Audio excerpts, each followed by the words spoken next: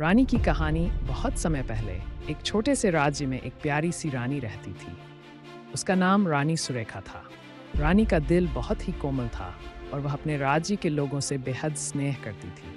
वह हर समय उनके भले की सोचती रहती थी और उन्हें खुश रखने के लिए निरंतर प्रयास करती थी। राज्य का नाम वसुंधरा था, जो अपनी हरी भरी वादियों और स्वच्छ जल स्रोतों के लिए प्रसिद्ध था।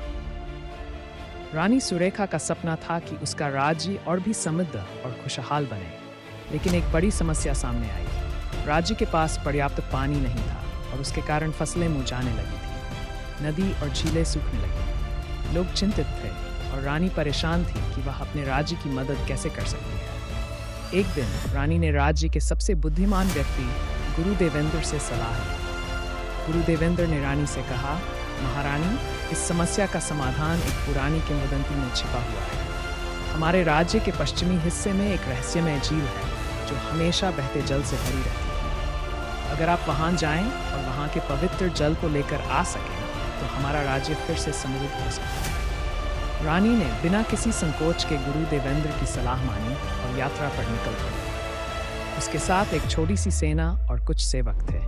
ये यात्रा कठिन थी क्योंकि रास्ता दुर्गम और खतरनाक था, लेकिन रानी का साहस कभी नहीं टूटा। उसे विश्वास था कि वह अपने राज्य के लिए यह सब कुछ करेगी। अनेक दिनों की यात्रा के बाद रानी और उसकी सेना उस रहस्यमय झील तक पहुंचे। वहां एक पुराना मंदिर था जिसके भीतर एक दिव्य आशीर्वाद छिपा हुआ था। रानी ने मंदिर में पूजा की और पवित्र जल को एक बड़े बर्तन में भर लिया। जैसे ही वह जल लेकर लौटने लगी, एक डरावना तूफान उठ खड़ा हुआ। लेकिन रानी ने अपना हौसला नहीं छोड़ा। उसने पवित्र जल को लेकर लौटते समय न केवल तूफान का सामना किया, बल्कि रास्ते में आ रहे विभिन्न संकटों को भी पार किया। जब रानी सुरेखा जल लेकर अपने राज्य लौटी, तो उसने सबसे पहले उस जल को राज्य के मुख्य जलाशय में डाला।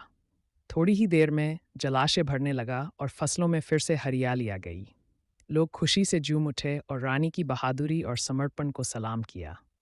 रानी ने यह समझ लिया कि सिर्फ अपनी शक्ति और संसाधनों से ही नहीं, बल्कि अपने समर्पण, साहस और मेहनत से ही किसी भी समस्या का समाधान निकाला जा सकता है।